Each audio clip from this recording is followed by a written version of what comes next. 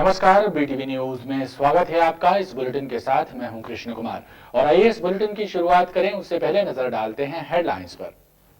संस्कारधानी में आस्था और हर्षोल्लास के साथ मनाया गया मकर संक्रांति का पर्व। मेलों और स्नान पर प्रतिबंध के बावजूद नर्मदा घाटों पर पहुंचे श्रद्धालु।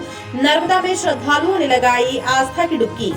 कोरोना के बढ़ते संक्रमण को देखते हुए प्रदेश सरकार ने स्कूल किए बंद। कक्षा 1 से 12वीं तक के सभी स्कूल रहेंगे 31 जनवरी 2022 तक बंद। तमिल सभा द्वारा पोंगल पर्व परंपरा अनुसार हर्षोल्लास के साथ मनाया गया। गोरा बाजार क्षेत्र में आयोजित पोंगल कार्यक्रम में कैंट विधायक अशोक रोहानी भी शामिल हुए। दक्षिण भारतीयों का पर्व पोंगल संस्कारधानी में धूमधाम से मनाया गया। गोरा बाजार में श्री अंडाल तमिल सभा के द्वारा भी पोंगल की खुशियां साझा की गईं। इस अवसर पर कैंट विधायक अशोक रोहानी भी शामिल हुए।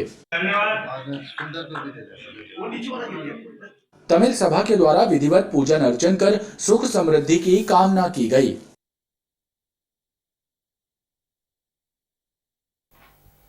जबलपुर रेलवे स्टेशन पर रेल के डिब्बे पटरी से उतरने की घटना 3 दिन में दूसरी बार हुई। जबलपुर यार्ड में बांद्रा ट्रेन के 2 डिब्बे पटरी से उतर गए, जिन्हें रेल कर्मचारियों ने 2.5 घंटे की मशक्कत के बाद दोबारा पटरी पर लाकर खड़ा कर दिया। घटना के कारण ट्रेन 4 घंटे विलंब से रवाना हुई। जबलपुर रेलवे स्टेशन पर जबलपुर से बांद्रा टर्मिनल को जाने वाली ट्रेन नंबर 02134 के 2 डिब्बों के पहिए बैक होते समय पटरी से उतरकर कंक्रीट के स्लीपर पर आ गए, जिसकी वजह से ट्रेन की रवानगी 4 घंटे लेट हो गई। यात्रियों को परेशानी उठानी पड़ी। रेल कर्मचारियों ने 2.5 घंटे की कड़ी मशक्कत के बाद गाड़ी को प्लेटफॉर्म पर लाकर खड़ा कर दिया। लेकिन जल्द ही इसका निराकरण किया जाएगा और प्लेटफॉर्म जितने भी बाधित हैं उनको सुचारू रूप से चालू कर दिया जाएगा। कितनी बोगी गिरी? आज यहाँ पे 2 बोगियाँ पलटी हैं और 4 चक्के लगभग उतर चुके हैं। इस मामले में बताया जा रहा है कि रेलवे के अधिकारियों ने जांच प्रारंभ कर दी है। राहत की बात यह रही कि ट्रेन खाली थी, इसलिए कोई जनहानि नहीं हुई, न ही किसी व्यक्ति के घायल होने की खबर है। जिले के जन स्वास्थ्य रक्षकों ने राज्यपाल के नाम एक पत्र जिला प्रशासन के नाम सौंपते हुए जन स्वास्थ्य रक्षकों को कोरोना वॉलंटियर्स के रूप में फीवर क्लिनिक, प्राथमिक स्वास्थ्य केंद्रों और कंट्रोल रूम में नियुक्त किए जाने की मांग की। जन स्वास्थ्य रक्षकों ने अपनी नियुक्ति को लेकर एक बार फिर से राज्य सरकार का दरवाजा खटखटाया है। कलेक्ट्रेट पहुंचे जन स्वास्थ्य रक्षकों ने बताया कि मुख्यमंत्री ने भी उन्हें रोजगार दिए जाने को लेकर घोषणा की थी, लिहाजा इस बात का हवाला देते हुए राज्यपाल के नाम एक मांग पत्र भी सौंपा है और फीवर क्लिनिक, प्राथमिक स्वास्थ्य केंद्रों में कंपाउंडर या फिर वॉलंटियर्स की नियुक्ति देने की मांग की है। सर्टिफिकेट दे के ट्रेनिंग दी गई। 6 महीने का ट्रेनिंग के बाद ही हम लोग को किया गया है। ऐसा नहीं है कि गवर्नमेंट ने ही हम लोग को ट्रेनिंग दी है और गवर्नमेंट ही हम लोग को आज भूल रही है। आप लोग क्या चाह रहे हैं? हम लोग चाह रहे हैं कि स्वास्थ्य केंद्रों में और उप स्वास्थ्य केंद्रों में हम लोग की अस्थायी नियुक्ति की जाए। हम लोग टोटल मध्य प्रदेश में तो 54,000 हम लोग हैं और अभी जबलपुर शहर में 2500 है। बाल गंगाधर तिलक वार्ड में भाजपा की बैठक आयोजित की गई, जिसमें बूथ स्तर पर भौतिक सत्यापन किए जाने सहित वार्ड की भौगोलिक स्थिति पर भी चर्चा की गई। भाजपा पिछड़ा वर्ग मोर्चा के प्रदेश कार्यकारिणी सदस्य अवधेश यादव ने बताया कि मेरा बूथ सबसे मजबूत इस मूल मंत्र से सभी को अवगत कराया और उन्हें बूथ स्तर पर बेहतर कार्य करने के निर्देश भी दिए। शुक्रवार को जिले में 316 कोरोना संक्रमित मरीज सामने आए हैं, जिसके बाद एक्टिव केस बढ़कर 1808 हो गए हैं। वहीं 24 घंटे में 95 मरीजों को डिस्चार्ज किया गया है। प्रशासनिक रिकॉर्ड में एक भी मौत दर्ज नहीं की गई। शुक्रवार को जारी हुई 5,422 सैंपलों की परीक्षण रिपोर्ट में से 316 लोगों में कोरोना संक्रमण पाया गया है। इसके साथ ही जिले में एक्टिव केसों की संख्या बढ़कर 1808 हो गई है। स्वास्थ्य विभाग से मिली जानकारी के अनुसार 24 घंटे में 95 मरीजों को संक्रमण मुक्त होने के बाद डिस्चार्ज किया गया। वहीं प्रशासनिक रिकॉर्ड में कोरोना से एक भी व्यक्ति की मौत दर्ज नहीं हुई है। गोंडवाना समग्र विकास क्रांति आंदोलन के महानायक हीरा सिंह मरकाम की स्मृति में माल गोदाम में अहम बैठक आयोजित हुई, जिसमें संगठन की आगामी गतिविधियों पर मंथन करने के साथ ही हीरा सिंह मरकाम को श्रद्धांजलि अर्पित की गई। गोंडवाना समग्र विकास क्रांति संगठन के सदस्यों ने बताया कि हीरा सिंह के द्वारा आदिवासियों के हित के लिए लगातार कार्य किया गया है और सिद्धांतों को आगे बढ़ाते हुए संगठन द्वारा कार्य किया जा रहा है।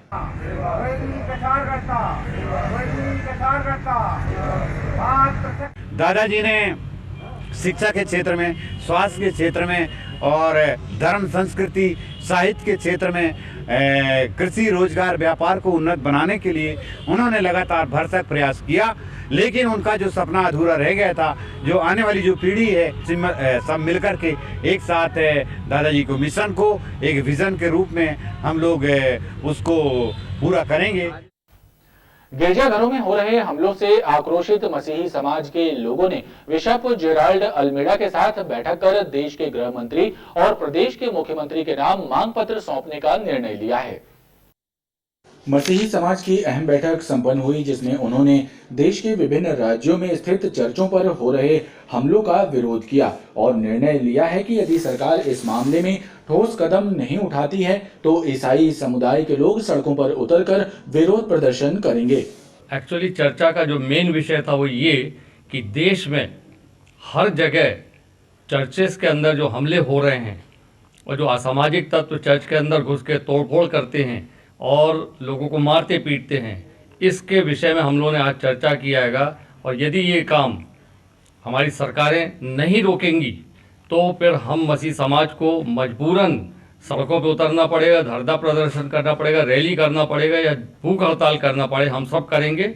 यहाँ से लेकर दिल्ली तक जो भी हो सकेगा हम सब करेंगे। वहीं इन मामलों को लेकर देश के गृह मंत्री को भी ज्ञापन देने का निर्णय लिया गया है। कोतवाली थाना प्रभारी अनिल गुप्ता एक बार फिर से विवादों में हैं। इस बार उन पर थाने के सामने स्थित दुकान में टू व्हीलर मैकेनिक के साथ मारपीट करने का आरोप लगा है, जिसके बाद क्षेत्रीय लोगों और व्यापारियों ने इसका विरोध किया और सीएसपी से मुलाकात कर एक शिकायत भी सौंपी है। कोतवाली थाना प्रभारी अनिल गुप्ता की कार्यशैली फिर से चर्चा में है। इस बार उन पर एक टू व्हीलर मैकेनिक अजीम के साथ मारपीट करने का आरोप लगा है। अजीम का कहना है कि वो अपनी दुकान में झाड़ू लगा रहा था और उसी दौरान टीआई ने उसे 2-3 थप्पड़ जड़ दिए। जी सर, मैं झाड़ू लगा रहा था, उतने ही में टीआई साहब आए और मुझे 2-3 रैप्टा मारने लगे।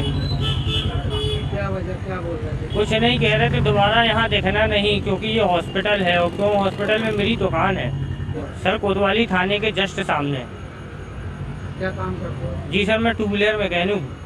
वहीं इस घटना के विरोध में क्षेत्रीय जनों और व्यापारी संघ के सदस्यों ने कोतवाली थाने पहुंचकर विरोध जताया और सीएसपी दीपक मिश्रा को एक शिकायत पत्र भी सौंपा और चर्चा करी कि टीआई साहब अपना स्वभाव चेंज करें।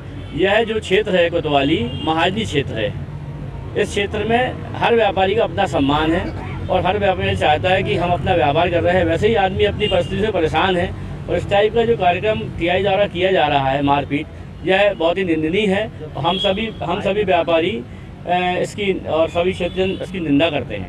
गौरतलब है कि इसके पूर्व में भी अनिल गुप्ता पर अभद्रता के आरोप लग चुके हैं। बरेला थाना क्षेत्र में 2 पक्षों में विवाद हो गया, जिसमें एक पक्ष ने दूसरे पर कुल्हाड़ी से हमला कर दिया। घटना में घायल हुए व्यक्ति को उपचार के लिए अस्पताल ले जाया गया। वहीं फरार आरोपी की तलाश की जा रही है।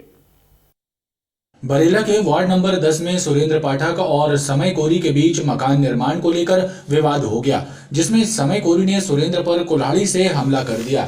इस घटना में घायल हुए सुरेंद्र को उपचार के लिए अस्पताल भेजा गया, तो वहीं पुलिस ने मामला दर्ज कर आरोपी की तलाश शुरू कर दी है। मेला ग्राउंड के पास सुरेंद्र पाठक और समय कोरी का घर बनाने को लेकर झगड़ा हुआ, जिसमें समय कोरी ने सुरेंद्र पाठक को कुल्हाड़ी से वार किया, जिससे सुरेंद्र पाठक के पीठ में और सिर में चोट आई है। इसमें मामला कायम करके विवेचना में लिया गया। बताया जा रहा है कि समय कोरी आपराधिक प्रवृत्ति का है और आए दिन किसी न किसी से विवाद करता रहता है। और आइए अब डालते हैं एक नजर मौसम पर। उत्तरी सर्द हवाओं की मौजूदगी के बाद अधिकतम तापमान में 4 डिग्री सेल्सियस की गिरावट दर्ज की गई है। हालांकि न्यूनतम तापमान 10 डिग्री सेल्सियस दर्ज हुआ है, जो कि सामान्य है। वहीं मौसम वैज्ञानिक संभाग के कई स्थानों में बारिश होने की संभावना व्यक्त कर रहे हैं। उत्तरी सर्द हवाओं से लोगों को कड़ाके की ठंड का एहसास हो रहा है। दिन का अधिकतम तापमान 20 डिग्री दर्ज हुआ, जो कि सामान्य से 4 डिग्री कम था। वहीं न्यूनतम तापमान 10.8 डिग्री सेल्सियस रहा, जो कि सामान्य था। इसके अलावा उत्तरी पूर्वी हवाएं लगभग 4 किलोमीटर प्रति घंटे की रफ्तार से चल रही हैं। मौसम वैज्ञानिकों का कहना है कि संभाग के कुछ स्थानों में बारिश होने के भी आसार बने हुए हैं। खबरों का क्रम लगातार जारी है, आप देखते रहिए BTV न्यूज।